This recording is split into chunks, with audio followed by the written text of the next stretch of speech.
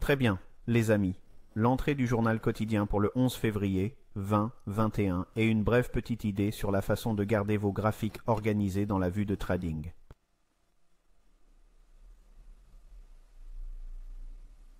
Très bien, graphique de l'euro-dollar en 5 minutes pour le 11 février.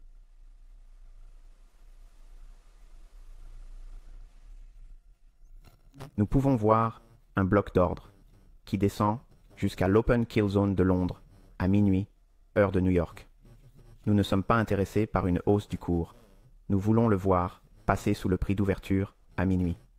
Nous l'avons ici, au cœur de l'Open de Londres. Les prix remontent, retracent, avant l'ouverture de la zone mortelle de l'Open de New York. Cassure haussière, nous avons le bas, le haut, le bas inférieur. Les stops de vente sont pris. Une fois qu'ils se négocient au-dessus de ce sommet d'oscillation, la suite de bougies fermées, prolongez cela dans le temps, c'est votre cassure haussière.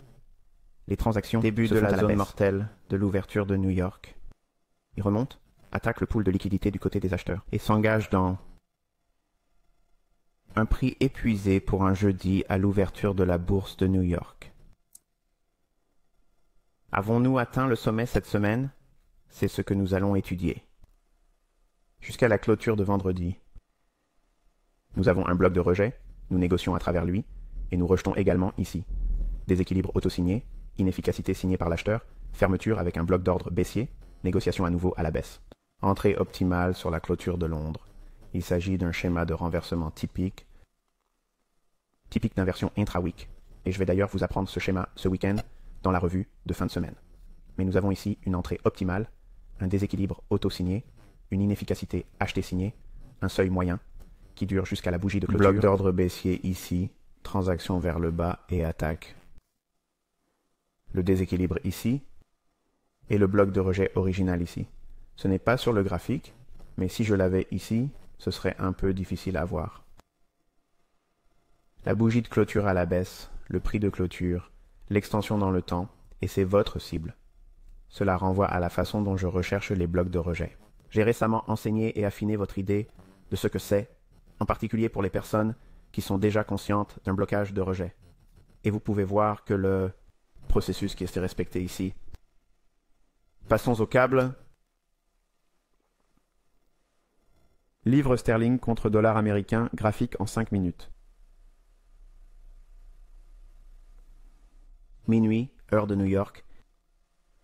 Sommet à court terme. Remontée, ouverture de la zone mortelle à Londres.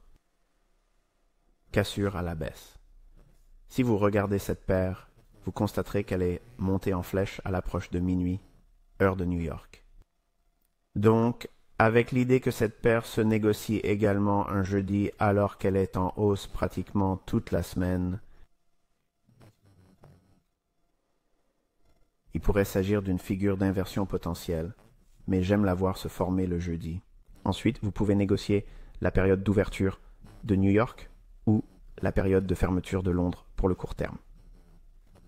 Encore une fois, je couvrirai cela ce week-end dans la leçon, mais nous avons ici le prix d'ouverture à minuit, heure de New York, et nous avons un petit écart de juste valeur qui se brise à la baisse, remonte à court terme, un petit sommet de swing, se négocie à la baisse, crée une traction de liquidité biceps ici, il remonte jusqu'à l'ouverture de New York, referme l'écart de juste valeur, entre le plus haut et le plus bas, se rétracte dans l'écart de juste valeur, le prix baisse. Ensuite, nous avons un sommet qui descend, crée un déséquilibre du côté de la vente, une inefficacité du côté de l'achat, un écart de juste valeur. Ces termes sont utilisés de manière interchangeable dans mes commentaires, mais il s'agit généralement de fourchettes très étendues, comme ici un CB et ici un écart un peu plus petit, donc un écart de juste valeur. Prémisse. Trader à la hausse l'exercice d'entrée du flux d'ordre institutionnel, puis vendre à la baisse. Mais il s'agit également d'une entrée optimale.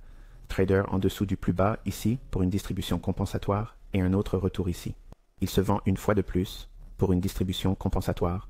Nous créons donc le plus bas du jour un peu en dehors de la période de fermeture de Londres, ce qui est très bien.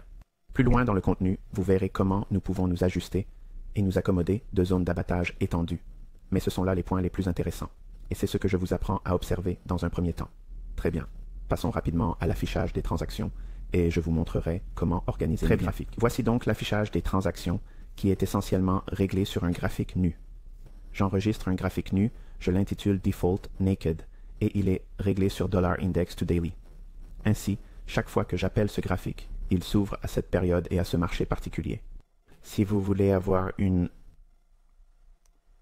configuration où vous avez plusieurs graphiques, il est évident que certains d'entre vous auront le plan de base avec votre vue de trading et ne paieront rien.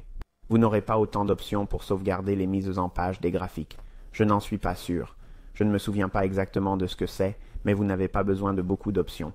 Vous pouvez littéralement le faire avec l'indice du dollar. Sauvegardez toutes vos annotations sur le seul dollar. Vous pouvez le faire avec l'indice du dollar, l'euro-dollar et le câble. Ce sont vos présentations respectives. Pour ma part, je le fais pour chaque période de temps que je regarde. 15 minutes, 60 minutes, quotidien.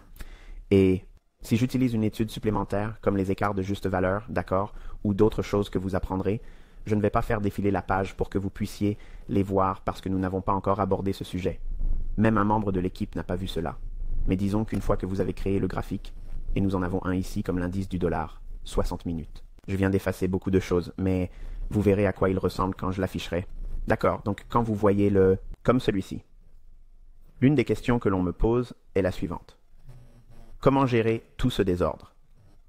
Lorsque vous regardez vos graphiques et qu'il y a beaucoup d'annotations, vous apprendrez à les gérer et vous n'en aurez pas autant que vous en avez probablement aujourd'hui, car vous vous améliorerez.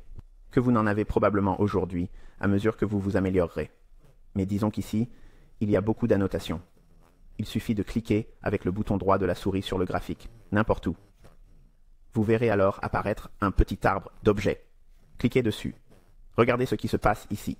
Vous voyez comment, lorsque je place ma souris au-dessus d'une annotation individuelle, elle est mise en évidence, n'est-ce pas? Eh bien, si vous allez ici, vous frottez vers le bas, jusqu'à ce que vous arriviez à la chose dont vous voulez vous débarrasser. Par exemple, si je veux me débarrasser de ce rectangle, mais que je veux le garder et le retirer du graphique. Lorsque vous le survolez dans l'arbre des objets, cliquez sur le petit globe oculaire et il sera caché. Mais il est toujours là pour que vous puissiez le rappeler si vous le souhaitez. C'est ce que je fais entre mes graphiques. Ainsi, si je veux que mes graphiques soient vraiment affinés et se concentrent sur des choses spécifiques, alors que j'ai beaucoup d'autres choses qui se passent dans le graphique, dans les leçons, j'enlèverai des choses simplement en faisant ceci ici. Et si je veux quelque chose d'autre, disons que je veux que ce rectangle soit caché, même chose. Ce rectangle ici caché, la même chose ici. Il s'agit simplement de gérer tout ce qui se trouve dans votre tableau. Avec le temps, vous vous améliorerez. Mais l'essentiel est de configurer vos graphiques avec une présentation pour l'euro-dollar, une présentation pour la livre sterling par rapport au dollar américain et une présentation pour l'indice du dollar. Vous pourrez ensuite gérer vos graphiques en conséquence. J'espère que cet exposé a été instructif. Jusqu'à demain, soyez prudents.